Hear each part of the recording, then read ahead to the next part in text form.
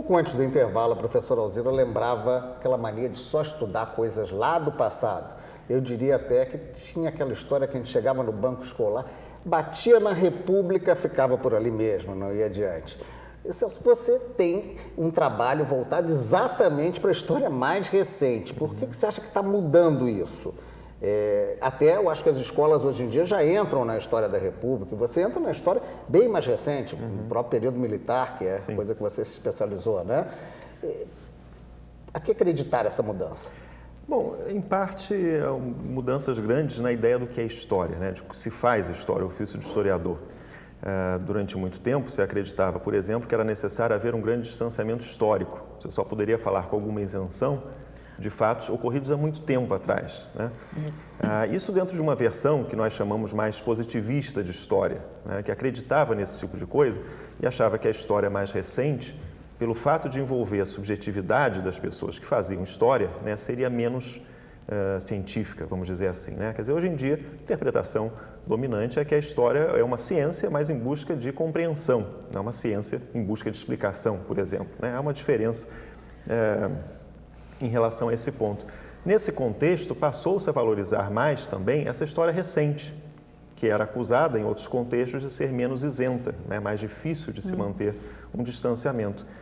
O CPDOC, onde eu trabalho, por exemplo, ele é um centro, e no próprio nome, né, no próprio nome da instituição, é um Centro de Pesquisa e Documentação de História Contemporânea do Brasil. Quer dizer, ele começa em que ano, inclusive? Ele começa em 1973. Já é uma marca de contemporâneo.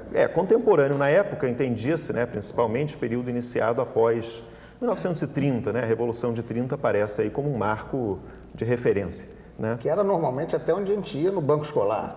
Se tanto, né? Se tanto. O CPDOC, então, já é uma instituição com 31 anos.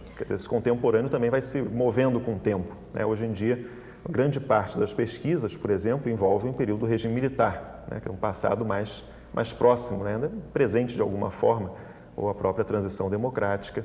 Então, isso foi surgindo novamente como um tema de interesse, né? Essa história mais recente, embora vista como algo que é possível de se fazer, de se ter uma visão objetiva, melhor informada, né? Deixa eu aproveitar essa história do regime militar, que recentemente se lançou, eu queria que a Isabel me ajude nisso, um livro que analisava como jornalistas, estou eu outra vez com o negócio de jornalismo e história com você, como os jornalistas agiram diante da censura. Quer dizer, está cada vez mais curto, vai ter daqui a pouco a história do ano passado, né? Dentro daquela antologia do Legoff, quem é o autor que trabalha com a história, chama-se História Imediata, né? Quer dizer, eu não trabalho com teoria da história, mas existe essa discussão, né, Alzira? Não é o Darton, não. Jean Couture, que discute muito o problema do... Você não pode fazer a história imediata, a história do fato que está acabando de ocorrer. Então, essa primeira versão é dada pelo jornalista, é ele que traz a primeira versão. Mas você precisa de ter, não esse distanciamento que antes se exigia, né? Para não ter paixões, você devia deixar quase que um século de distância para você estudar. Não, você precisa de ter algum recuo para poder, primeiro, ter dados, arquivos, depoimentos, você ter um material, analisar e criticar esse material. Então, você precisa de algum recuo, por isso que é a discussão de que você não pode fazer a história imediata, aquela que está acabando de ocorrer. Mas haveria controvérsias, não haveria? Tipo assim, havia... Porque eu me lembro da antologia da História Nova, do Jacques organizado, e eu fiz essa resenha há muitos anos, e tinha um capítulo em que ele, o autor que você menciona, que é o... Jean Lacouture, que ele defendia uma perspectiva. Tem autores que defendem, né? Exatamente. Mas que acha que é possível fazer essa história. Outros autores acham que não. Acho que é jornalismo. Isso é dado, deixa para o jornalista o todo dia, o cotidiano do agora, desse momento, né? Porque é difícil mesmo, né? Essa coisa da subjetividade, né? Como é que você mas faz? Aí, como é que ficava? Eu, pelo menos, aprendi na escola essa coisa da fonte primária e a secundária. O que você acha, Nízia, disso? Rompeu-se isso? Ou a gente sempre tem a noção de que é versão sim? Hoje, na pesquisa histórica crítica, se considera que os documentos são uma versão também, né? E que a fonte primária, evidentemente, será uma versão, será um determinado recorte, né? Um certo congelamento, né, de uma posição que vai estar ali no documento, né? Não existe, mesmo a discussão sobre contexto, né? Como se constrói esse contexto, com que elementos, não é possível você ter de forma transparente o que foi o contexto para um determinado acontecimento, seja um fato político, seja uma revolução política. Então, a ideia de construção do fato na história é algo bastante presente. Então, sejam fontes primárias mais convencionais, né? O documento textual de arquivo, sejam fotografias, né, também muitas vezes tomadas como um instantâneo de uma realidade, né, mas onde há escolhas também, né, sejam testemunhos orais, né, todos esses tipos de fontes sempre são vistos como fontes parciais. Eu creio que o importante é o processo de formação, né, do historiador e as perguntas que são feitas na análise desses documentos. Esse aspecto que você levantou, eu perguntaria ao Celso, depoimentos orais. Você basicamente trabalhou essa questão no regime militar em cima de depoimentos de militares. Sim. Né? Como é que é isso? O sujeito se sente imbuído da preservação da memória? O que eu tenho a contar vai ser história que revela a verdade? Ou ele tenta fazer com que a memória seja a visão do que ele gostaria que a história tivesse sido? Às vezes os dois, né, em parte. Quer dizer, quem dá um depoimento sempre tem um pouco essa noção de que está falando algo para além, né, daquele momento, em geral, né? Até porque o depoimento gravado por um historiador geralmente tem a perspectiva de ser utilizado num trabalho de pesquisa ou ficar numa instituição de acervo.